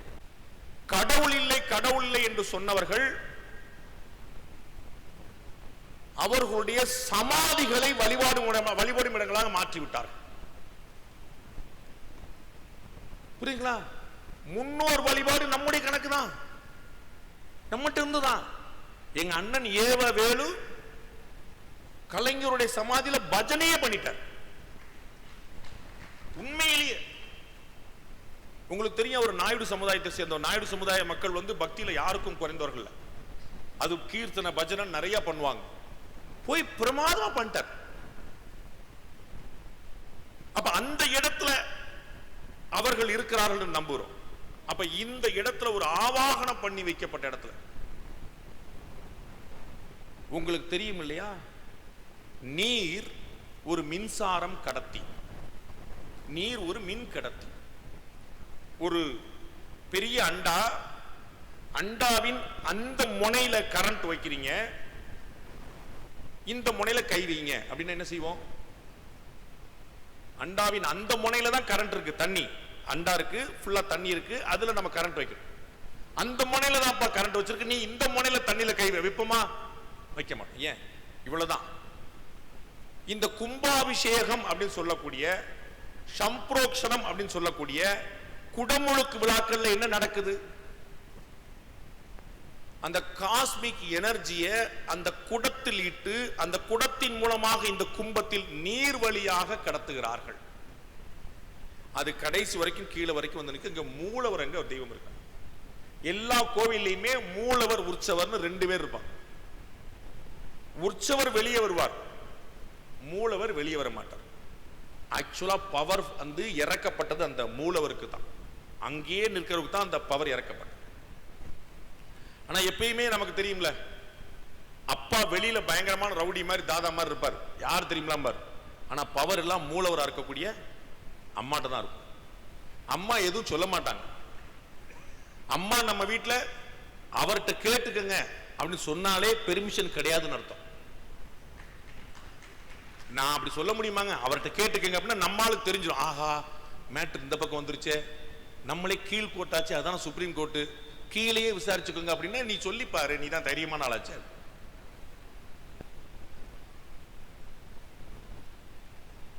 அப்ப இந்த பவர் எனர்ஜி எப்படி கொண்டு வந்து இறக்கப்பட்டிருக்குன்னு பார்க்கணும். அடுத்ததாக அங்கு வந்து வழிபடக்கூடிய மக்களுடைய என்ன குவியல்கள், அந்த தெய்வத்தின் மீதே, அந்த மூலவரின் மீதே விழுந்து விழுந்து விழுந்து விழுந்து ஆயிரக்கணக்கான, நூற்றுக்கணக்கான, லட்சக்கணக்கான பக்தர்கள் ஆண்டாண்டு காலமாக விழுந்து விழுந்து விழுந்து விழுந்து அந்த சாமி தந்த சக்தி, பவர், எனர்ஜி உருவேறி. உங்களுக்கு தெரியும், சின்ன வயசுல நம்ம எல்லாருமே பண்ணிருப்போம், வெயில் நேரத்தில் ஒரு லென்ஸை எடுத்துட்டு வந்து ஒரு பேப்பரை எரிச்சு நம்ம பார்த்துருப்போம். அந்த வெயில்ல இருக்கக்கூடிய வெப்பம் அந்த லென்ஸுக்குள்ள வரும். அந்த லென்ஸ் அதை வந்து குவித்து ஒரு இடத்துல ஒரு பாயிண்ட் பண்ணோம். அந்த பாயிண்ட் கொஞ்சம் கொஞ்சமா கொஞ்சம் கொஞ்சமா வந்து சூடாகி அது அப்படியே வந்து எரிஞ்சு நம்ம பார்த்தோம்.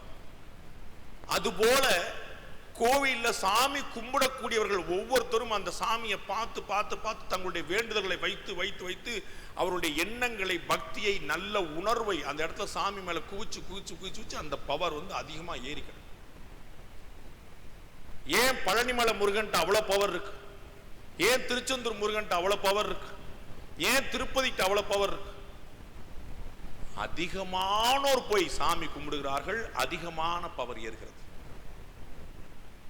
நீங்க பேட்டரி கார், ஹைபிரிட் நிறைய பார்த்துருப்பீங்க. கொஞ்சம் தூரம் வண்டி டீசல்ல பெட்ரோல்ல போகும், அதுக்கப்புறம் பேட்டரிக்கு கன்வெர்ட் ஆயிரும். அப்புறம் பேட்டரி எப்படிப்பா வரும்? வண்டி ஓட ஓட சார்ஜ் ஏறி, சார்ஜ் சுயமாவே ரெடி பண்ணிக்கிட்டே வந்து. அந்த மாதிரி இந்த பக்தர்களுடைய பக்தி உள்ள பொங்கி பிரவாகம் எடுக்க எடுக்க எடுக்க அந்த சுவாமியுடைய சக்தி இன்னும் மேல மேல மேல மேல அதிகரிக்கும். அப்ப அவர்கள் வரம் தரக்கூடிய தெய்வங்களாக மாறுகிறார்கள். இந்த வரதன் அப்படிங்கிற பேரு, அதுலயே இந்த அர்த்தம் இருக்கு. வரம் தரக்கூடியவன் எவனோ அவன் வரதன். வர்தான் அப்படின்னு இதே வடமொழி சொல்லா மாத்தினீங்கன்னா வரதன் அப்படிங்கிறது வடமொழி சொல்லுதான். வர்தான் அப்படின்னா செழிப்பு, வளர்ச்சி, செல்வம் அர்த்தம். அப்ப வர்தான் தரக்கூடியவன் வரதன். செல்வமும் செழிப்பும் வளர்ச்சியும் எவன் தருகிறானோ அவன் வரதன். அப்ப சாதா வரதனே நிறைய கொடுத்துருவான். வரதராஜன் எவ்வளவு கொடுப்பான்? வரம் தரும் தெய்வங்களுக்கும் தெய்வம். இந்த வரம் தரக்கூடியவர்கள் எல்லா காலத்திலும் இருப்பாங்க. நம்ம தெய்வங்களை நம்ம கலியுக வரதன் கேள்விப்பட்டிருக்கீங்க இல்லையா? அப்ப இந்த காலத்துக்கு இவர் சரியான தெய்வம், இந்த காலத்துக்கு அவர் வந்து இப்போ வரதன் அப்படிங்கிறது வரம் தரக்கூடியவரா இருக்கார். வரம் தரக்கூடியது கடவுளுடைய நேச்சர்ன்றான், கடவுளுடைய குணம்ன்றான். யார் கேட்டாலும் வரம் கொடுத்துருவார். காருண்ய மூர்த்தி, கருணை கடல்ன்றான். ஏன்?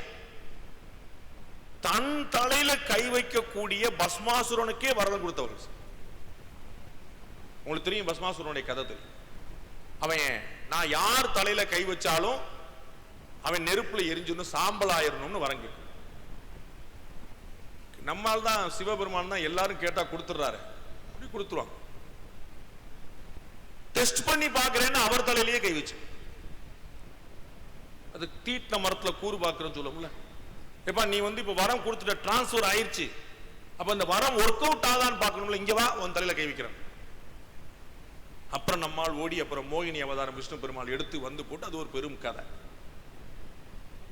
அப்ப வரம் கொடுக்கக்கூடியது இறைவனுடைய இயல்பாக இருக்கிறது. வரம் கேட்கக்கூடியது நம்முடைய குணமாக இருக்கு. அது நம்முடைய கேரக்டர். எத்தனை ஆயிரம் கோடி ரூபாய் சொத்து இருந்தாலும் 2 மேட்டர் எக்ஸ்ட்ரா கிடைச்சா வாங்கி பாக்கெட்ல போடுவோம். எனக்கு ஒண்ணு, எங்க சித்தப்பாக்கு ஒண்ணு. ஃபினாயில் ஓசியில கொடுங்க, ஃபினாயில் ஓசியில கொடுங்க. அதை வச்சு என்னப்பா செய்யற? ஓசியில தான் நான் கொடுக்குறேன். சும்மா குனிஞ்சு வேலை பார்த்துட்டே இருப்பாங்க. டிவியில திடீர்னு இலவசம் இலவசமா டக்குன்னு திரும்ப வேலையை விட்டுறாங்க. என்னது இலவசம்? இப்ப எங்க கொண்டு நிப்பாட்டாங்க பாருங்க. இந்த தேர்தலை நீங்க பார்க்க போறீங்க, புருஷன் பொண்டாட்டியை தவிர எல்லாமே இலவசமா கொடுக்க போறாங்க. ஒண்ணு பாய்க்க கூடாது. ஏன்னா வீடு அறிவிச்சிட்டாங்க, வீடு வந்துருச்சு, பைக் வந்துருச்சு, சிலிண்டர் வந்துருச்சு, என்னென்னமோ வந்துருச்சு. சார் நீங்க எல்லாம் கொடுத்துட்டீங்க, பொண்டாட்டி இல்ல சார், அதையும் ரெடி பண்ணிடுவாங்க.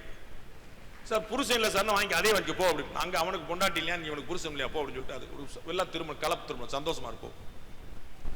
எங்க போய் வந்துருச்சு?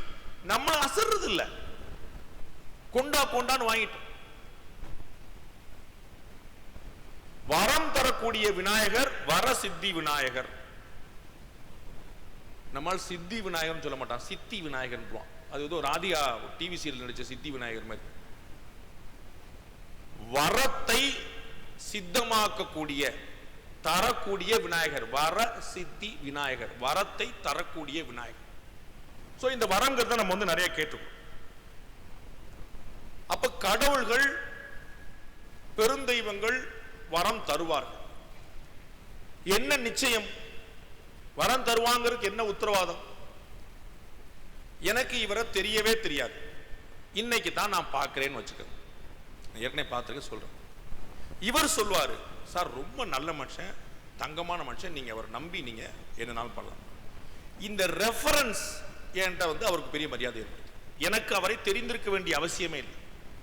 அப்ப கடவுள் வரம் தருவார் அப்படிங்கிறது என்ன உத்தரவாதம்? முன்னோர்கள் சொன்னதே உத்தரவாதம்.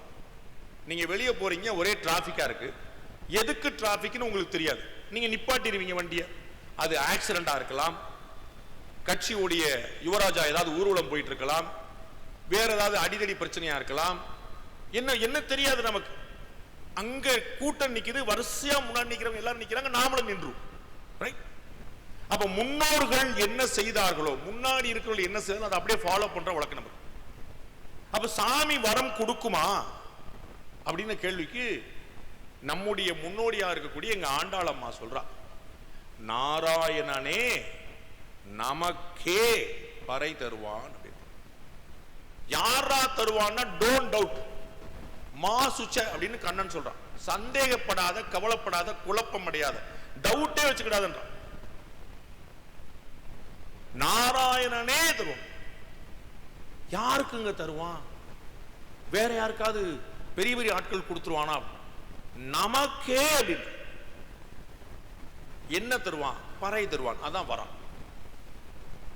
அப்ப ஆண்டாளம்மா சொல்றா, கேரண்டியா நம்பு. நம்முடைய முன்னோர் சொல்றா, தம்முடைய தாய் சொல்றா, கேரண்டியா நம்பு. கண்ணன் நாராயணன் அந்த பெருந்தெய்வன் கொடுப்பான். அப்ப வரதன் வரம் கொடுப்பான்.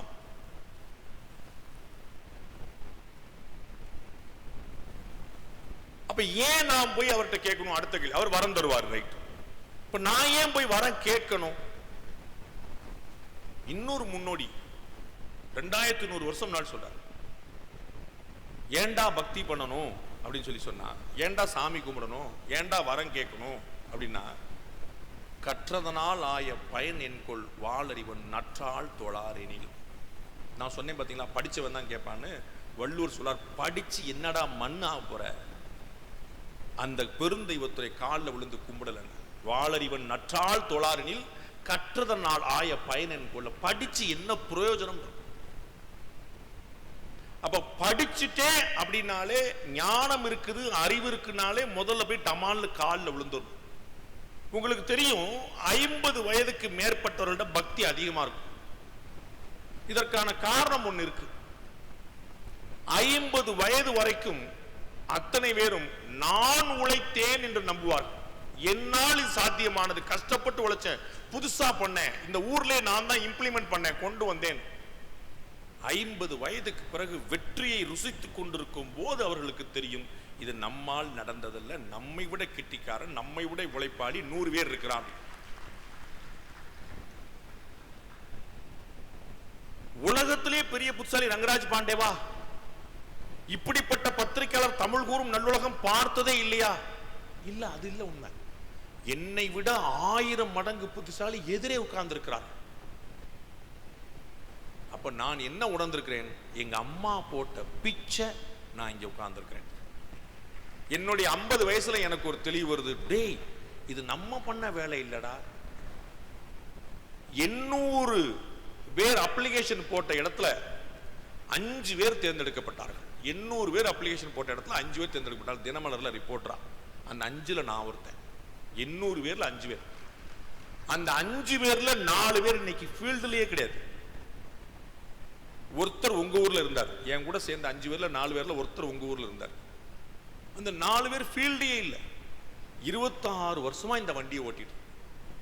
அப்ப இது என்னுடைய பெரும் திறமை கிடையாது, கடவுளின் தனிக்கருணை நான் திடமா உணர். அப்ப 50 வயசுக்கு மேலதான் தெரியுது இது நம்மளால சாத்தியப்படல, இது கடவுள் கொடுத்தது. அப்ப பக்தியோ ஞானமோ அறிவோ வந்தா வர வேண்டிய தெளிவு என்ன? இது நம்மால் ஆனதல்ல. ஏன் திருமண இடமெல்லாம் கோயில் வச்சிருக்கான்னு யோசிக்கும். 1000 கோயில் ஏற்கனவே இருக்கு, இன்னும் புது புது கோயில். இது போக வரதராஜன் கோயில் போல புனரமைக்கப்படக்கூடிய கோயில். எதுக்கு திருமண இடமெல்லாம் கோயில்? எதுக்கு அப்படின்னா, இந்த எதுவுமே உன்னால் ஆனதல்ல. திருமணம் நீ பார்க்கிற சாமியால கிடைச்சதுன்னு தெரிஞ்சுக்கிறக்கா. நீ எங்க திரும்பினாலும் உன்னை நினைவு ஊட்டிட்டே இருக்கணும். மறதி நமக்கு அதிகம். நான் ஏற்கனவே சொன்னேன், மறதி நமக்கு அதிகம். போன வருஷம் அவ்வளவு நல்லது கொடுத்தானே, அது போன வருஷம், அதுக்கு வருஷம் செய்ய முடியுமா அவனுக்கு? அப்படிமா காலத்தார் செய் நன்றி சிறிதினும் ஞாலத்தின் மாலை பெரிதுன்றான். அவ்வளவு சின்ன உதவி செஞ்சா கூட அது பெருசா இருக்கும். நம்ம மறந்துடுவோமே, அது அன்னைக்கு அதுக்கு நான் 1000 ரூபாய் கொடுத்தேன், அதோட முடிஞ்சு போச்சு அப்படின்னு. அப்ப நினைவூட்டுறதுக்கு தலையில கொட்டி, டே இந்த பாடுறாது, நீ இல்ல நீ இல்ல நீ இல்ல, இந்த கடவுளால் சாத்தியமானது. அதுக்காகத்தான் திருமண இடமெல்லாம் கோயில் வைக்கும். எப்படா பக்தி பண்ணணும்? ஆமா சார், நான் சாமியை உணர்ந்துட்டேன் சார், எனக்கு பக்தி வந்து சார். எப்படி சார் சாமி கும்பிடுறது? சரணாகதி பண்ணணும்ன்றான். பச்சைமா மலைபோல் மேனி பவளவாய் கமலச்செங்கன் அச்சுதா அமரர் ஏரே ஆயிரதம் கொழுந்தே என்னும் இச்சுவை தவிர இந்திரலோகமாலும் அச்சுவை பெரினும் வேண்டேன் அரங்கமா நகருளானே அப்படின்னு உன்னைய பார்த்து யோசிச்சு பாருங்க. இயற்கையை வழிபடக்கூடிய ஒரு வழிபாடு, ஒரு வாய்ப்பு எங்க இருக்கு பாருங்க, எந்த மதத்துல. அந்த சாமியை எப்படி பார்க்கிறான்? நம்முடைய மலை இருக்கு பாருங்க, எவ்வளவு பெரிய மலை. இங்க கொல்லிமலை இருந்து அவ்வளவு மலை இருக்கு சுத்தி. பச்சை மா மலை போல் மேனின்னு அந்த கடவுளை அந்த மலையாத்தான் பார்க்க, அந்த விஸ்வரூபத்தை அப்படியே கண்மாடி பார்க்கிறான். பவளவாய் கமல செங்கன் அச்சுதா அமரர் ஏறி அத வாயை திறந்து சொல்லி அப்படி ஒரு புண்ணியம் பார்க்கறத விட எனக்கு நீ இந்திரலோக பதவி கிடைச்சாலும் வேண்டாம். இப்படி பக்தி செய்யணும். எப்படி பக்தி செய்யணும்ன்றான்? பிரகலாதன் போல பக்தி செய்யணும். அப்ப யாரு? ராஜா ராட்சசன். ராட்சசன் நாராயணனுக்கு போட்டியா நானே கடவுள்ன்றான். கடவுள் இல்லைன்னு சொல்றவங்களோட சேர்த்துக்கலாம் சார், நானே கடவுள் சொல்றவங்க இன்னும் கொஞ்சம் யோசிக்கும். நானே கடவுள் தான், ராஜாவா இருக்கிறான், சுத்தி சுத்தி சுத்தி அவருடைய பேர் அடிச்சிடறான், எல்லா இடத்துலயும் போர்டு புறார். அந்த இடத்துல உருவாகிறான் பிரகலாத். ஸ்தித பிரக்யன்றான், டைவர்ஷன் இல்லாத. சார் பிரகலாதன் கதையை எல்லாம் கேட்டிருப்போம், கொஞ்சம் கதையை ஃபீல் பண்ணுங்க, கேட்டிருப்பீங்க, கொஞ்சம் ஃபீல் பண்ணுங்க. அப்பங்கார ஓங்கி அடிச்சா என்ன பண்ணிடுவோம்? பதிலுக்கு அடிச்சிருவோம். இதுதான் ஃபர்ஸ்ட் பாயிண்ட். இல்ல பேசாம கிளம்பிடுவோம், ரெண்டாவது பாயிண்ட். மூணாவது, அம்மாட்ட போய் உங்க வீட்டுக்கார்ட்ட சொல்லி வைன்னு சொல்லும். பிரகலாதன் யானையால் மிதிக்கப்பட்ட போது, கடலில் தூக்கி விட்டெறியப்பட்ட போது, எந்த இடத்திலும் குழப்பம் இல்லாமல் நாராயண நாராயண நாராயண நாராயண சொல்லிக்கிட்டே இருக்கு. பக்தின்னு கற்பனை பண்ண முடியாத பக்தி. சின்ன வயசுல தான் வரும். 5 வளையாதது 50 வளையாது. சின்ன வயசுல விட்டீங்கன்னா இஸ்லாமிய பெருமக்கள்கிட்ட நாம ஒண்ணு கத்துக்கணும். இஸ்லாமிய பெருமக்கள் நாம ஒண்ணு கத்துக்கணும். 4-5 வயது பெண்குள்ளைக்கு பர்தா போட்டு விட்டுறாங்க. 4-5 வயசு குழந்தைக்கு பர்தா போட்டு விட்டுறாங்க. என்னப்பா அப்படின்னு யோசிக்கிறதுல அந்த குழந்தையும் கேட்கறல. ஏன்? வீட்டுல அம்மா போட்டிருக்கா, அக்கா போட்டிருக்கா, பாட்டி போட்டிருக்கா, எல்லாரும் போட்டிருக்கா, நானும் போட்டிருக்கேன். நம்ம கிட்ட நெத்தியில பொட்டு வைக்கிற பழக்கம் இல்ல, விபூதி பூசுற பழக்கம் இல்ல, திருமணிற பழக்கம் இல்ல. நான் 4 இடத்துக்கு போகணும், நெத்தி நிறைய பட்டையை போட்டு என்ன சாமியார் மாதிரி போக சொல்றியா அப்படின்னு. தாடி வைத்து மீசை மலித்து குல்லா போட்டு கைலி அணிந்து போகிறார்கள். அவர்கள் யாரும் சொல்ல, அவர் சந்தோஷமா போறாங்க. அவர்கள் பார்த்து நாம வந்து பாய், வணக்கம் பாய் அப்படி சொல்லி பெருமை பேசுவோம். ஆஸ்கர் விருது வாங்கும் போது கூட ஏஆர் ரஹ்மான் எல்லா புகழும் இறைவனுக்கு என்று சொன்னார்னு பெருமை பேசுவோம். நாம் அதை செய்யறோமா? ஏஆர் ரஹ்மான் தரக்கூடிய அற்புதமான விஷயம் அவருடைய கடவுள் நம்பிக்கை. இன்ஷா அல்லாஹ் எல்லாமே அவர் கொடுத்தது, மாஷா அல்லாஹ் எல்லாமே அவர் கொடுத்தது. நம்புறார். நாம் அதை நம்புறோமா? நாம இருக்கிறோமா? அப்ப கம்ப்ளீட் சரணாகதி தேவை. எல்லாத்தையும் கொடுத்துட்டு பிரகலாதன் போல பக்தி. அப்ப என்ன கிடைச்சதுன்றான் அந்த கிளைமாக்ஸ் சீன்ல. ஹிரண்யகசிபு வந்து உன் கடவுள் எங்கடா இருக்கிறார்னு விவேகானந்தருக்கும் ராமகிருஷ்ண பரமஹம்சர் நடந்த கான்வர்சேஷன் மாதிரியே பிரகலாதனுக்கும் ஹிரண்யகசிபு நடக்குது. எங்கடா இருக்காரு உன் கடவுள்? அடுத்த பதில் பிரகலாதன் சொல்ல போறான். பிரகலாதன் எந்த தூணை கை காட்டுவானோ அப்படின்னு கவலைப்பட்டு எல்லா தூண்லையும் உட்கார்ந்து இருந்தாலும் நரசிம்மர். குழந்தை இல்ல, அந்த தூண்டாருன்னா அங்க ஓட முடியாது.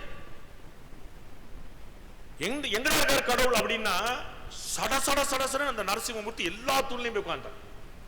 ரேண்டமா ஒரு தூணை உடைக்கிறான், வந்து நிற்கும். அது பக்தனுக்காக நரசிம்மன் வரதனாக இறங்கி வந்த இடம். அதான் முக்கியம். பக்தனுக்காக இறங்கி வந்து எப்படி வராம போயிடுவான், யாருக்கு பலன் கொடுப்பான்னு யோசிக்க. பக்தி செய்யற எல்லாருக்குமே கொடுப்பான். வரம் கிடைச்சிரும். அந்த வரத்தை எப்படி பயன்படுத்துறது? பஸ்மாசுரன் பார்த்து வேற ஒரு உதாரணம் சொல்லு. லாலு பிரசாத் யாதவ், புரியுமா? லாலு பிரசாத் யாதவுக்கு பீகார் மக்கள் ஒரு முறைக்கு 3 முறை வரம் கொடுத்தார்கள் இந்த மாநிலத்தை ஆள்வதற்கு. பிறகு அந்த மாநிலத்தை காட்டாட்சியின் அடையாளமாக இந்தியா கொண்டது. Jungle Darbar, jungle Sarkar. மக்கள் ஒரு வரம் கொடுக்கும் போது அதை அவர்கள் எப்படி பயன்படுத்திக் கொண்டாலும். அப்ப கடவுள் எல்லோருக்கும் வரம் கொடுத்து விடுவார். அது அவருடைய பெருந்தன்மை.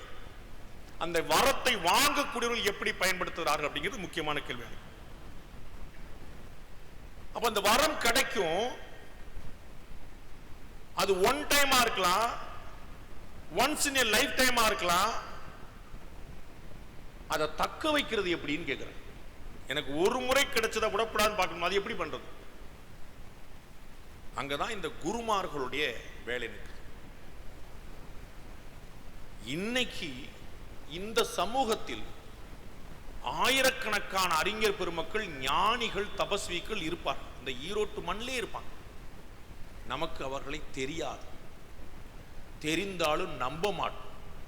நம்பாவிட்டாலும் புரளி பேசும். சும்மாவா இந்த சாமியார் 10 வருஷம் முன்னாடி எப்படி இருந்தா தெரியுமா, இப்ப எப்படி ஆயிட்டார் தெரியுமா, அரசியல்வாதி ஆகிறதுக்கு சாமியார் ஆயிரலாம் பொழுது, பயங்கரமா டெவலப் ஆயிட்டாங்க அப்படின்னு யோசி.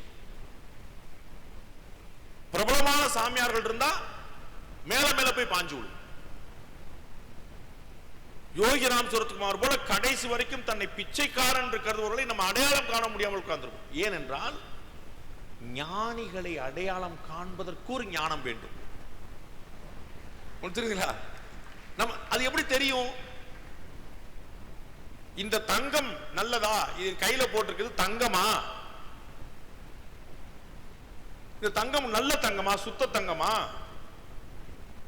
தங்கம் போல தெரியுது அப்படின்னு அக்கா சொல்லிடுவாங்க. தங்கத்தை கரெக்டா கண்டுபிடிச்சிருவாங்க. நான் கட்டுற தங்கம் போல தெரியுது. ஒரிஜினல் தங்கமா? 18 கேரட்டா 16 கேரட்டா, கவரிங்கா, கோல்டு பிளேட்டடா? அது தங்க நகை ஆசாரிக்கு தான் தெரியும்.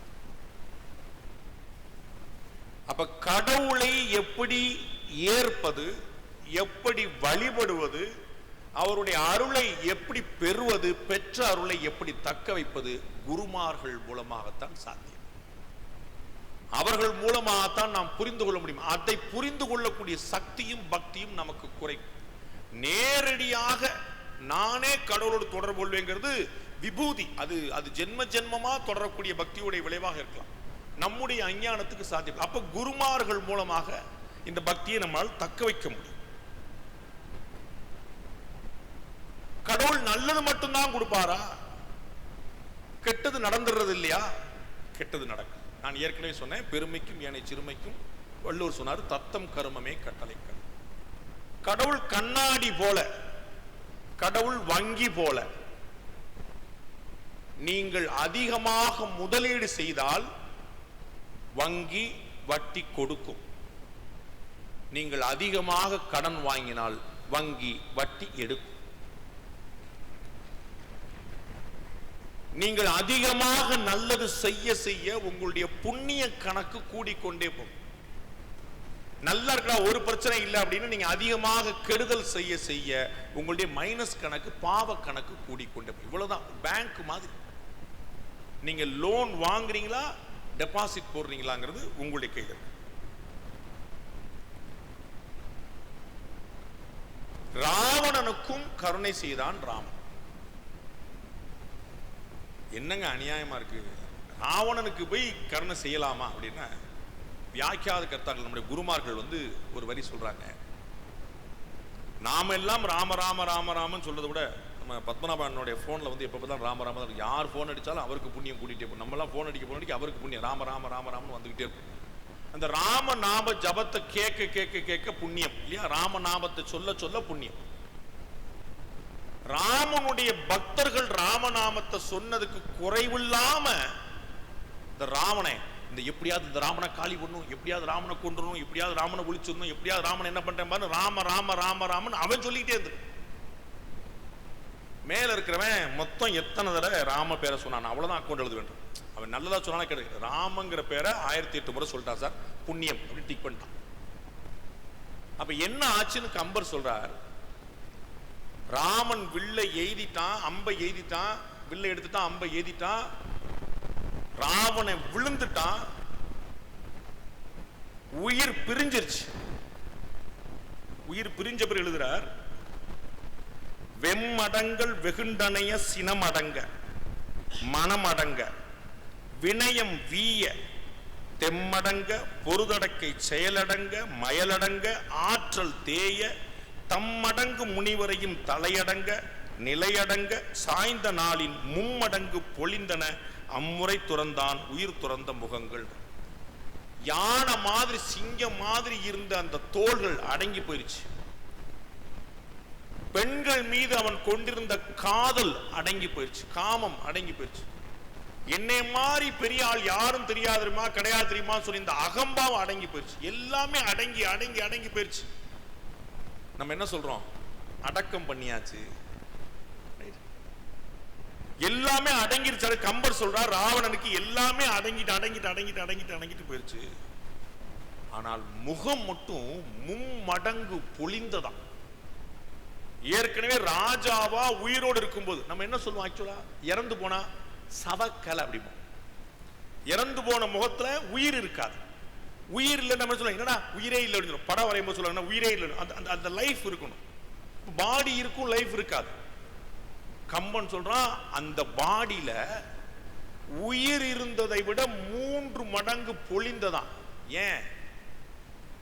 பாய்ந்தது ராமனின் அம்பு. பாய்வது ராமனின் அன்பாக இருந்தாலும் ராமனின் அம்பாக இருந்தாலும் முகம் பொழியும். ராமனுடைய அன்பு பொழிஞ்சாலும் இருக்கும், ராமனுடைய அம்பு பொழிஞ்சாலும். ராவனுடைய சவம் சடலம் பொழிந்ததுன்றான். அப்ப யாருக்காக இருந்தாலும் அதை வாங்கி உள்ள எடுத்துட்டோம்னு வரம் நிச்சயம். அந்த வரம் பெரும் பலனை கொடுக்கும். ராவணனுக்கே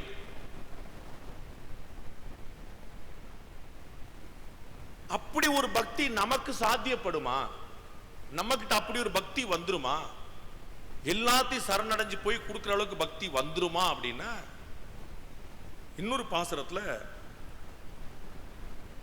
திருமழிசை ஆழ்வார் சொல்றார் திருச்சந்த விருத்தத்துல, யாருக்கு பக்தி வரும் அப்படிங்கிறதுக்காக, எப்படி பக்தி வர முடியும் அப்படிங்கிறதுக்காக, இறந்து உரைப்பது உண்டு, நான் கெஞ்சி கேட்கறது ஒண்ணு உண்டு, வாளி நல்லா இருக்கு, ஏமநீர் நிறத்து அம்மா கடல் நிறத்து கடவுளே, வரம் தரும் திருக்குறிப்பில் நீ வரம் தரக்கூடிய லிஸ்ட்ல வைத்தது ஆகில் என்னுடைய பேரை சேர்த்துக்கிட்டன, மண்ணு சீர் புறந்த சிந்தை ஒன்று நின்று நின்ன பாதம் பங்கயம் நிரந்தரம் நினைப்பதாக, உன்னுடைய பாத கமலங்களை நான் நிரந்தரமாக பிடிச்சிருக்கணும்னு நினைக்கிறதுக்கு நிரந்தரம் நினைப்பதாக நீ நினைக்க வேண்டுமே.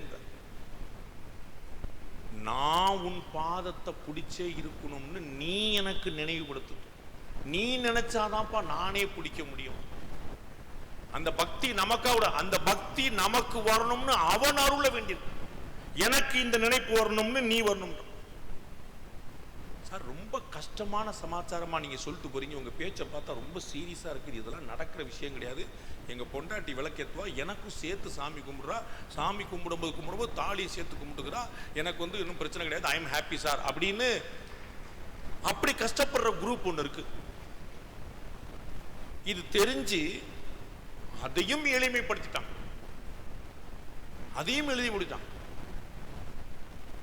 என்னடா செய்யறது அப்படின்னா, வெறும் நாமம் சொல்லுன்ற, வெறும் பேரை சொல்லுன்ற. நீ பக்தி பண்ணாட்ட நம்ம கொஞ்சம் யோசிக்கணும். 20 வருஷமா நம்முடைய பிள்ளைகளுக்கெல்லாம் என்ன பேர் வைக்கிறோம்னு பார்க்கணும். 20 வருஷம் முன்னாடி வரைக்கும் நமக்கு என்ன பேர் வச்சாங்கன்னு பார்க்கணும்.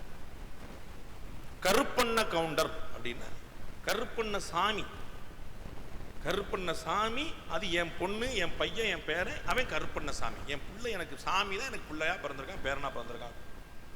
கருப்பு சாமி, வெள்ளச்சாமி, வரதராஜன், முகுந்தன், எல்லா சாமி பேரையும் நம்ம பிள்ளைகளுக்கு வச்சு என்ன தத்துவங்க?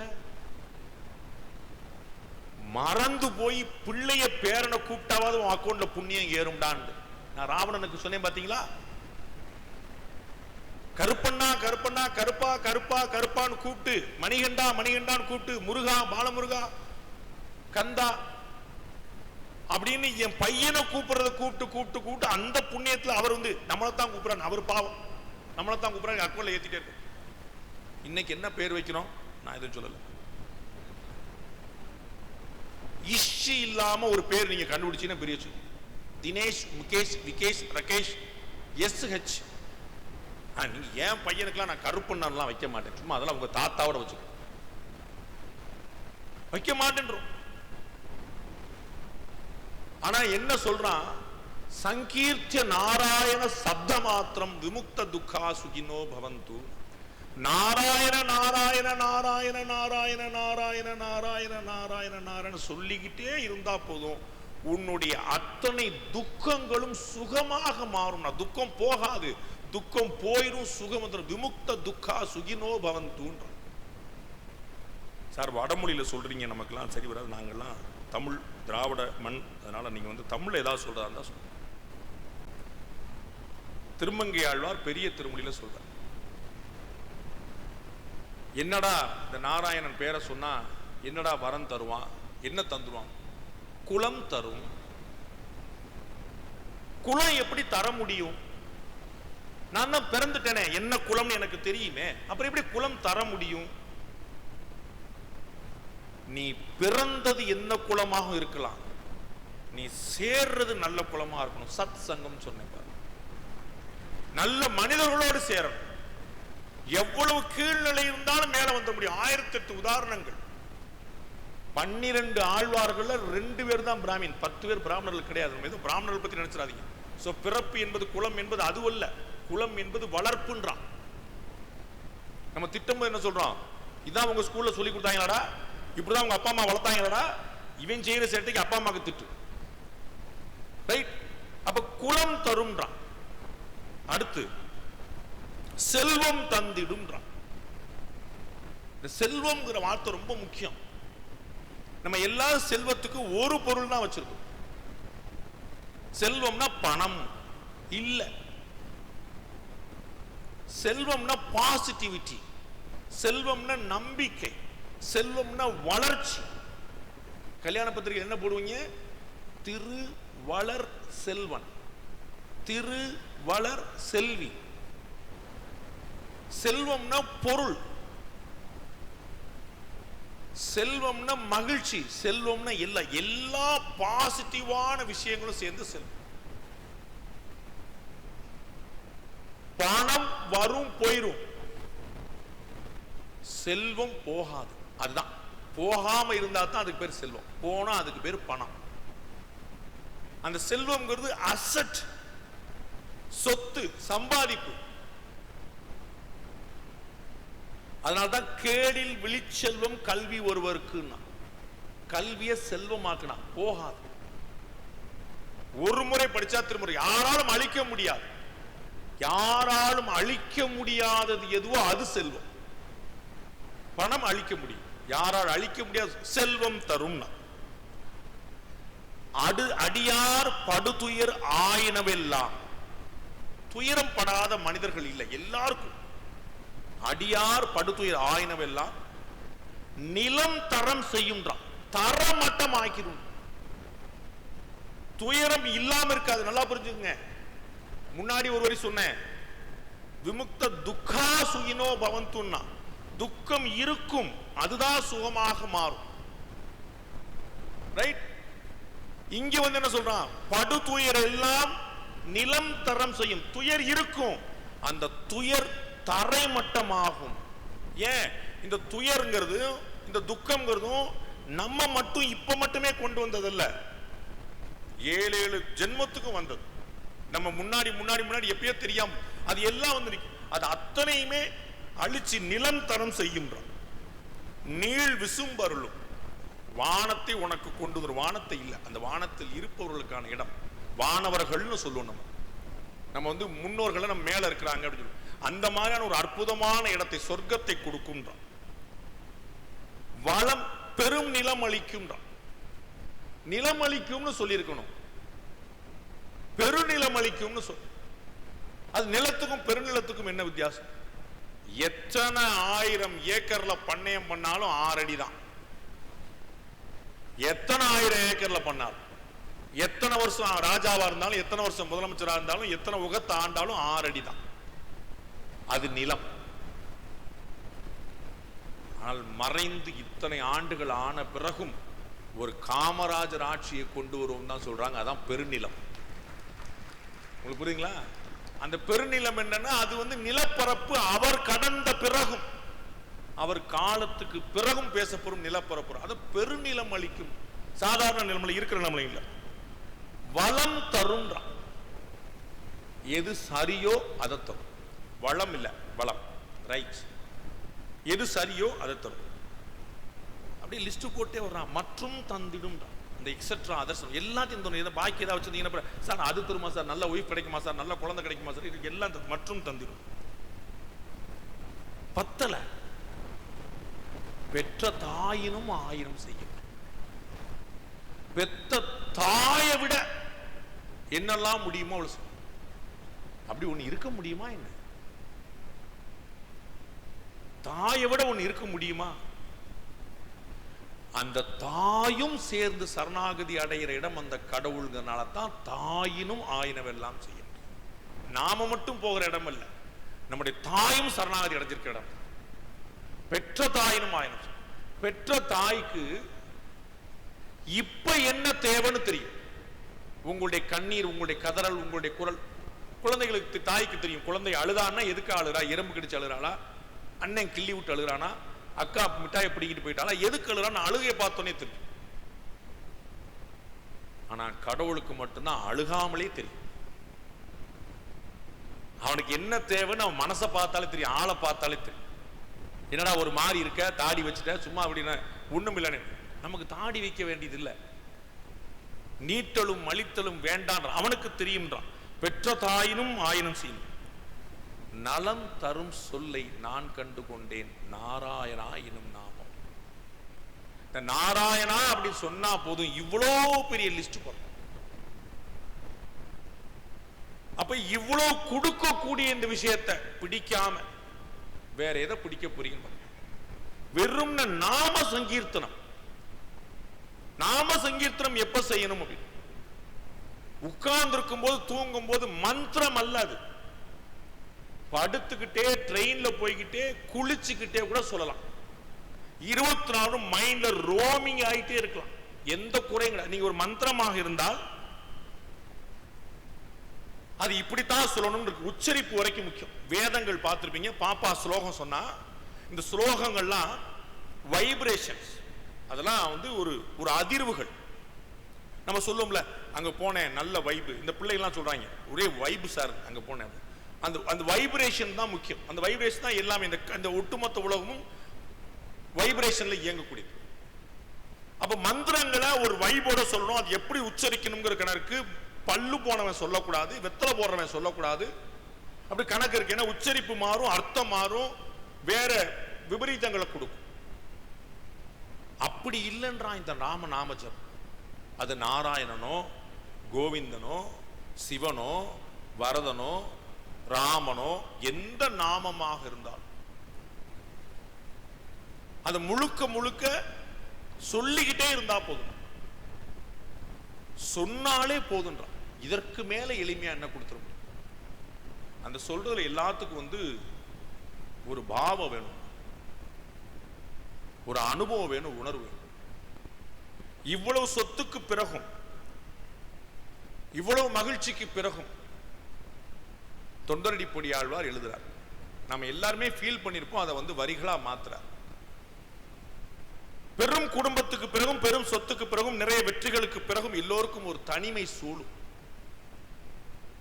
வீட்டுல யாரும் கேட்க மாட்டாங்க, மதிக்க மாட்டாங்க, என்னை புரிஞ்சுக்க மாட்டாங்க, இந்த வீட்டுக்காக நாயா உழைக்கிறேன், பேயா உழைக்கிறேன் அப்படின்னு விரக்தி சூழும், கவலைகள் சூழும், தனிமை வரும். அப்ப தொண்டரடிப்பொடி ஆழ்வார் சொல்றார், எப்படி பக்தி பண்றார் பாருங்க. ஊரிலேன் காணி இல்லை, எனக்கு ஊர் இல்லை, ஒரு பொட்டு நிலம் இல்லை, உறவு மற்றொருவர் இல்லை, என்னுடைய சொந்தம் பந்தம் சொல்லிக்கிறதுக்கு ஒருத்தருமே இல்லை. பாரில் நின் பாத மூலம் பற்றினேன். சரி, மற்றவங்கள மாதிரி உன்னுடைய காலையாவது பிடிச்சேனா அப்படின்னு, அதுவும் இல்ல, பாரில் நின் பாத மூலம் பற்றிலேன், அதையும் நான் பிடிக்கல. யார் உலர் கரைக்கண்ணமா பரமமூர்த்தி காரோலி வண்ணனே என் கண்ணனே கதறுகின்றேன். யாரா எனக்கு இருக்கா? கண்ணா கண்ணா கண்ணா கண்ணான் கதறேன்னு உள்ள அந்த தவிப்பு, அந்த கண்ணனை, பெருந்தெய்வத்தை, வரதனை, கடவுளை நினைத்து உள்ள ஒரு தவிப்பு இருந்தால் வாயால கூட சொல்ல வேண்டாம். எங்க அம்மா சொல்றா, வாயினால் பாடி மனத்தினால் சிந்திக்க போய பிழையும் புகுதருவான் அப்படின்னு. இங்க சொல்றான், நீ வாயால கூட பாட வேண்டியதில்லை, மனத்துக்குள் கதறி கொண்டிருந்தால் அந்த கடவுள் வரம் தருவான் அப்படின்னு. அந்த கடவுள் நம்ம அத்தனை பேருக்கும் வரம் தரட்டும், நிறைய நல்லது நடக்கட்டும், இறைவன் துணை நிற்கட்டும். நன்றி, வணக்கம்.